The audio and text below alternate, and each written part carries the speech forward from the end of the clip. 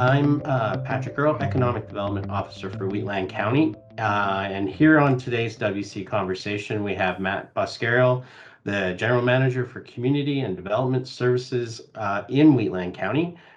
Economic Development is a division of his department. And Matt, it's great to have you here today, and gonna grill you on some stuff. And just wondering, hey Matt, Wheatland County is undergoing an update on its corporate identity and looking at its logo. I was just wondering if you can provide some insight into what is being updated and why. Well, first, thanks for having me, Patrick, and I'm happy to participate in these podcasts and talk to you and discuss to listeners and those on the line. Everything WC, everything what we're doing at the county, and obviously with our very supportive council and their endorsements with our projects as we move forward. So I'm really happy to be here, and I hope that we can kind of elaborate on some of these projects that we're undertaking in the department at the county, some that you have your hands tied in, and others that you've dabbled in as well. So a lot of those kind of projects that we're doing, they fall under the badge, under the banner that we at Wheatland County carry. And right now, obviously, some of the larger projects that we need to accomplish, they're kind of working in tandem with, that change of corporate identity that we're going through. So yes, we are modifying that corporate identity, which is a logo.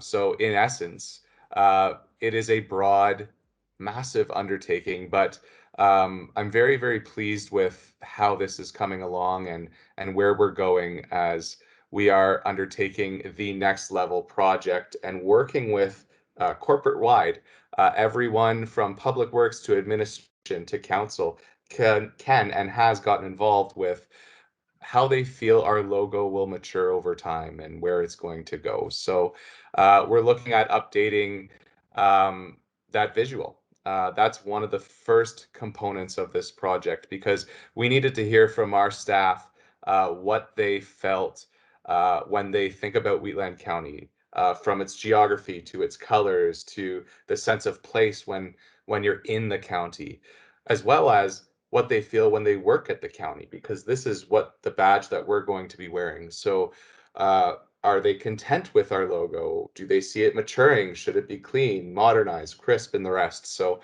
those were some questions that we solicited feedback on. And that was one of the levels in my mind of success, is that everyone in the county could have a jab at where they see this going, how they feel, get involved, take ownership of what you're wearing and what you're representing.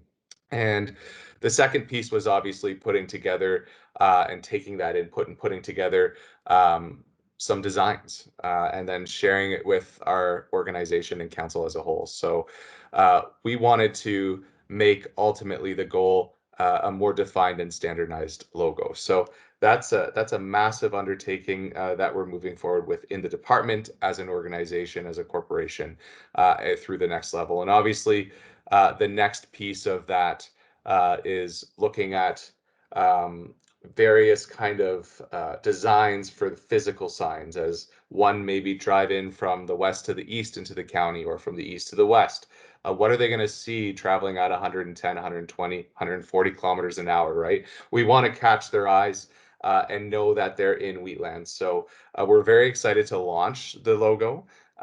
We're very excited that obviously council endorsed our final design yesterday, and we can't wait to launch that to the broader public and to the broader organization as to how we're moving forward. And then we'll get those kind of defined shapes and kind of molds of those main tier 1 signs along the Trans-Canada laid out. And we can't wait to move forward with the next level design project. Excellent. So what's going to happen with the old logo? Good question. And at Wheatland County, if you look through many of our documents, our strategic plans, our a lot of what our REEV and various councilors have said in the public, we like our heritage. We like to preserve our heritage, where we come from and how we grow. And we know that agriculture, is the predominant industry, and agriculture has many different sub industries within it. And we know that our historical families and businesses, they cherish that, and our old logo really represented a lot of that, right? So, of course, we need to preserve that. We need to really celebrate and champion that old badge, but also mature as we grow and move into the future. And really, that reflects and that mimics where our businesses and our industries are going. They're also maturing. They're also being innovative. They're also modernizing. So, as a municipality, we will reflect that with our new logo. However, our old logo, we like many other municipalities, we look to keep it and cherish it. And so maybe keeping that logo as more of a corporate seal, a formalized kind of coat of arms for official documents. A lot of municipalities, a lot of upper level governments do the same. For example, when you receive a letter from a minister, or a letter from the premier, or a letter from some mayors in some cities or some towns or counties, there is an old coat of arms, an old corporate seal that will go above on that letterhead. That's an example of preserving that old logo that we have, cleaning it up a bit, but also keeping it as a coat of arms. Another example that I'd like to cite for preserving that old logo is really looking at our fire and emergency services, our champions in that department and in that field. Many of our volunteer firefighters wear their badge with pride. Our community peace officers as well in our protective services division, they wear that badge with pride. So we're looking at obviously preserving that coat of arms with that badge to represent Wheatland County. So those are some examples that I like to cite of how we can move forward with our new logo to represent the county, but at the same time preserving our history within our old logo. So that sounds great. It's a great way to keep everybody within the corporation attached through history, and then exciting aspects moving forward. Like a fresh yeah. And It's that's right, because yeah, you're right there, because um, we have many employees at the corporation and at the county, and many of them, they love our logo, our existing logo. Right? They do. And as I mentioned, many of our firefighters, our volunteer firefighters, our many chiefs, our peace officers, they wear their badge with pride. So we need to kind of find that happy medium. And there are examples of best practices where many municipalities, upper levels of government as well, they maintain that formalized badge, that coat of arms, precisely, obviously, to ensure that there is formality to an extent. Modernized logos, sometimes they just look a bit off on those formalized documents, on those badges for emergency services, etc. So we had to find that happy medium, that balance, and there are best practices that we pulled from. So I'm very, very confident in this project moving forward that everyone will be satisfied, excited with where we're going as an organization. great. And so the WC brand that exists under your Department of Community and Development Services, and in economic development, we definitely market that brand. But I'm wondering if you can give us a breakdown of the many divisions that you have within the department, and give us kind of an update or an overview of what they do and what they're up to now and in the near future anyway. Yeah. That's a loaded question. So let me try to break that down a bit. But I'll start with the WC brand, because that was a massive undertaking, obviously, Patrick, that you were involved in quite heavily, and that our council was, our economic development board was, various members of the community, mayors from the villages, everyone was kind of involved to an extent. And we had that launch, it seems like yesterday, but I don't know if we're approaching 2 years, what have you, but it has been a while since we launched that brand, and that brand really, I think that it's kind of moving along nicely.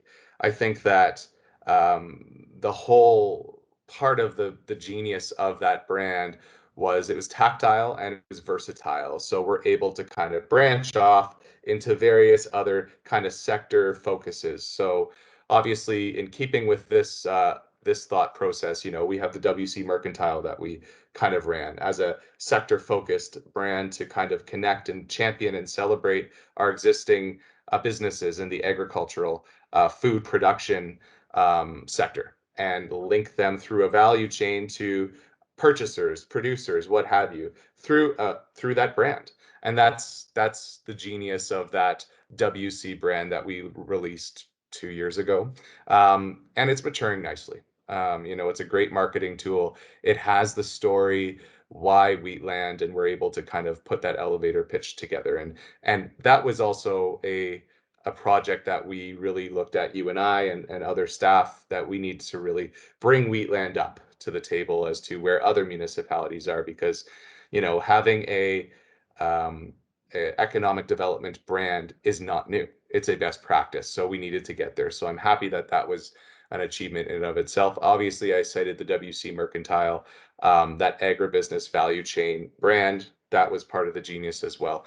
I see, in keeping with the WC, we're going to be really delving into the WC experiences, really focusing on that tourism side, that I know that you're championing, Patrick. So I'm very excited to see where that's going to go as we're able to kind of roll out our new corporate identity. At the same time, we need to kind of get this going as well. So we're very excited. Obviously, getting that tourism industry up and coming, and coming out of a pandemic as we're seeing the light here, that's going to be something that will work very nicely in tandem with as we're rolling out of this pandemic and more kind of getting comfortable, vaccinated, and we're moving forward in that regard. So, we need to capitalize on that tourism industry. We need to capitalize on our existing geography at the county. We have our rolling hills, our coulees. We're close to the Badlands. We have endless experiences, infinite possibilities and opportunities. So excited with the WC experiences as well. Another really exciting venture that we're going down is obviously our investment attraction. We're very, very pleased to have brought on board an investment attraction specialist within our economic development realm, and that was priority one for the council that we have right now. Council really, really wanted us to focus on investment attraction. We have some really nice pockets of industrial land that's ripe for opportunity for investment, and we really needed to focus on our existing documents, our area structure plans. We have our Goldfinch and our West Highway 1. So we're putting a lot of resources, a lot of human resources into really extracting those opportunities concurrently with our brands. So, our investment attraction specialist, with you as well, Patrick, we have our realtor portal that's available online. We're testing the tools to assist our developers in connecting to our local realtor network. I think this is a brilliant idea. It's bringing us to a modernized standard where we're working with our private sector realtors in tandem with the public sector, with Wheatland County, and we're able to kind of generate discussion, generate interest online, through phone, through different mediums, so that we can really capitalize on investment, have that land ready, working with the county, but also working with realtors. So we can optimize in that sector, and we're very excited with that. And Jamie's really taking that on board. We have a lot of other divisions, obviously, within community and development services. So, we have planning and development as well. So in planning, we're looking at obviously working and continuing with our municipal development plan.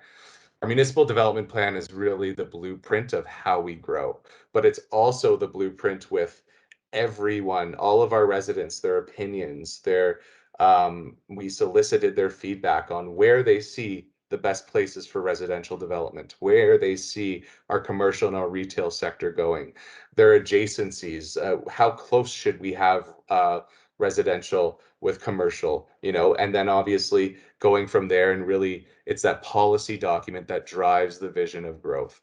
Notwithstanding the fact that council obviously endorsing the municipal development plan, they also got involved. We heard exemplary feedback from council in terms of their historical knowledge of the county, but also where they see it growing. And I think that that's really the underlying theme of this conversation, history and where we go. So our department is really capitalizing on that. It's really the underlying theme of celebrating that history, but also we need to grow and we need to modernize and move forward. So this municipal development plan is basically that blueprint for the built form, the environmental form, the social fabric of our county. So that's a massive undertaking. We've really gone through several phases of engagement, and we're currently in-house writing it and drafting it and amending our existing municipal development plan. So we're very excited. At the same token, in planning and development, we realize that with growth comes significant investment. It comes time is money. So when one were to apply for a development permit, let's say, we really capitalized last year on deferring any fees that are associated with business development permits. And also this year, council just recently passed another resolution. So there is fee forgiveness up until the end of this year, 2021, just in light of our existing pandemic that we're going through. So we really cherish and value business investment. So at the same token, we're working within that legislative regime in order to ensure that we can provide that kind of that relief for businesses, those who are looking to get development permits. At the same time, across the province, the Minister of Municipal Affairs recently let us know as a municipalities that we can also provide some temporary patios. So for any of those food and beverage businesses in the county, in our hamlets, extending those patios for temporary patio permitting as well. So our team in-house we set it up, we set up the application process, and council also is championing that. So we're very excited about that. One other major project that I'm very excited about, Pat, is our Carsland Fire Hall. The Carsland Fire Hall under Fire and Emergency Services is a massive capital project that is long overdue. So about 2 years ago, I took this on before bringing in some new fire administration, set it up nicely in that we really solicited our fire team in the Carsland area, the community, our local councillor, Councillor Bigger, and council at large to see what were the needs. So we did a needs assessment and we really scaled back what was already planned for that Carsland area. And it's becoming a beautiful 8,000 square foot 3-bay facility, and we couldn't be more excited. So it's coming along nicely. I encourage anyone who goes through the Carsland area to check it out. They can see the facility is almost fully erected. The skeleton, everything is enclosed, and now we're working on some of the smaller details inside. So we're really hoping, my fingers are crossed, for a mid-August kind of soft opening that we can really celebrate in terms of getting that facility up and running. And I know that our crews in the area and our fire administration, our manager and our deputy chief are very excited to kind of get that going and turn on the lights there. So couldn't be more excited. Our peace officers are very busy the last I guess 16 months now, just responding to new authorities that the province is providing them in response to the pandemic. And of course, keeping abreast and informing our entire organization of any new announcements with the pandemic, any new authorities coming down, what staff should know, how to keep safe. Vaccines are available now. So we do have all those ongoing announcements. And as well, we've modernized and retrofitted our peace officer vehicles with e-ticketing software, modernizing again, bringing our equipment up to speed with that e-ticketing software. So it makes our peace officers' lives a little easier. It saves us time for going back and forth to the office so they can stay out in the field much more and continue doing their duties in accordance with the legislation provided. So there's quite a few. I know I may have missed some projects, but those are ones that really stick out in my mind, Pat. Great. And then I guess another layer in all of that too is because of the divisions you have within the department. Um, and I'm always stuck on economic development and investment attraction, but the aspects of looking at this Team Wheatland strategy and trying, like you've been saying, to optimize the development process, to really be aggressive on that efficiencies that we can do through the department and working with Public Works and et cetera. So do you have anything else you want to talk about with Team Wheatland? Yeah, and great question. And I think a lot of the projects that I did cite here can fit to that mold. And I'll give you another example of um, just bringing all the departments and the divisions together and breaking down silos, modernizing, right? That's where municipalities are going.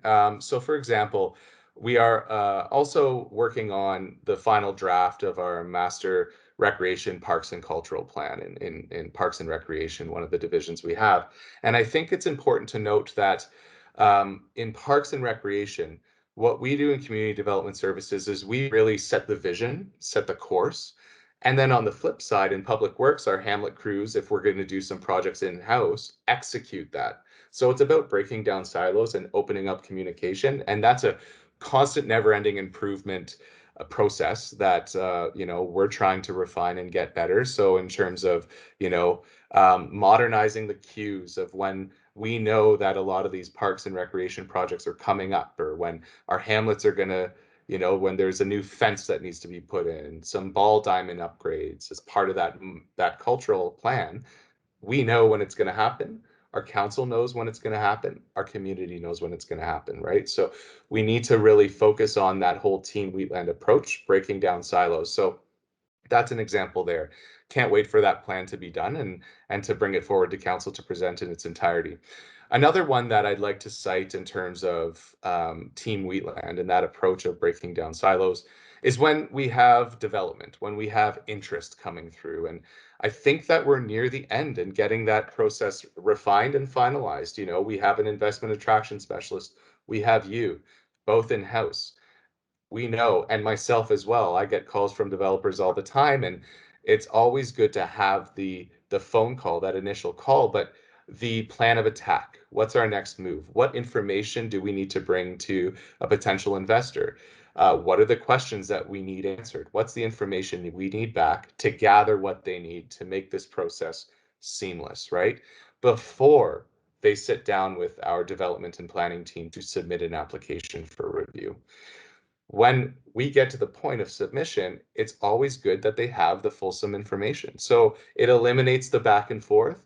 We're able to get something through to council or to our municipal planning commission body, have as minimal back and forth as possible, fit within the timelines that are prescribed to us through the Municipal Government Act, and get that to approval. That's the whole approach. So at the start, when you and Jamie, our investment attraction specialists, are talking with these investors, talking with these developers, all of our staff, all of the brilliant staff that we have at Wheatland County have provided that information. They've provided you both with the questions that we need the answers to ahead of time. So we have a clean and crisp process all the way through from you both fielding the phone calls to the pre-application meeting with our planners and our development officers to the end to once it gets to council for a planning, a land use bylaw amendment, or to the commission with a development permit. So we're very excited that we've nearly completed that process, and I can't wait to see some of the applications through the pipeline come to fruition when it gets fully permitted. Sounds great. So, how about what challenges do you see going forward for Wheatland coming out of the pandemic? That's a really good question. And I think two parts to it. I think that there's a challenge, obviously, for the county in terms of adapting to the new realities. But I'd like to really express full on gratitude to all the members, all the employees in our county for adapting, right? I mean, a lot of organizations, not just public sector organizations, have had to adapt to working remotely, investing in information systems and technology to allow us to service the broader public at large and not disrupt the level of service, right? So we were able to do that early on in this process, in this pandemic. And, we invested in our information systems and we have not hit a hitch.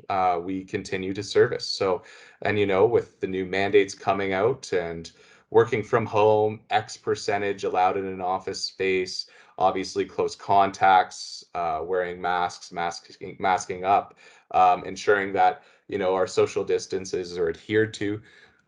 That was a huge adaptation that we had to undertake, and that was a temporary reality because I'm confident things will change in the future. So that was a challenge, obviously, from a human resources perspective. And then obviously adding another nuance to our responsibilities to know what's going on, listen to those announcements, the getting the emails from Alberta Health, from the provincial government as to what we can and cannot do, going back and forth. Those were challenges.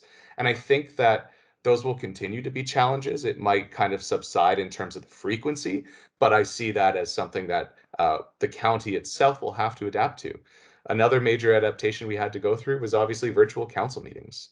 The lines were blurred. What is public? What can or cannot we participate in, right? That was a huge democratic issue that obviously we needed to adapt to.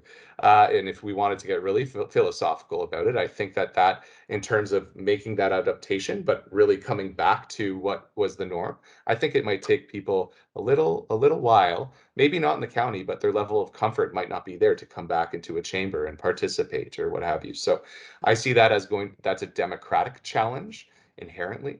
I think we adapted, to the extent that we could, and seeing that, reverting back to that might be a challenge as well.